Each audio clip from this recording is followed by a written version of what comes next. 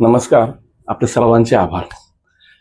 एका चिंतकाने खूप छान असं चिंतन सांगितलेलं आहे की तुम्ही तुमचा चेहरा बदलल्याशिवाय जग बदलणार नाही. त्यामुळे तुम्ही शारीरिक मानसिक पातळीवर बदल करा, स्वतःला वेळ द्या.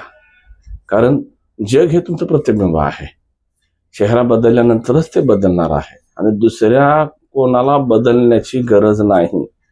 भौतिक परिस्थितीमध्ये ज्यावेळी तुम्ही बदलता तुमच्या आतून आंतरिक बाबतीत, त्यावेळेला आपोआपच भौतिक बाह्य परिस्थिती इतर जग बदललेलं असतं. त्यामुळे स्वतः बदला आणि आरशासमोर उभा राहिल्यानंतर जी व्यक्ती आरशात दिसते ती व्यक्ती बदलणं खूप गरजेचं आहे. तेच आपलं प्रतिबिंब असतं. त्यामुळे प्रतिबिंबाला दोष देऊ नका. स्वतःला सुधारा, स्वतःला वेळ द्या आणि एक चांगली व्यक्ती बनण्याचा प्रयत्न करा. धन्यवाद.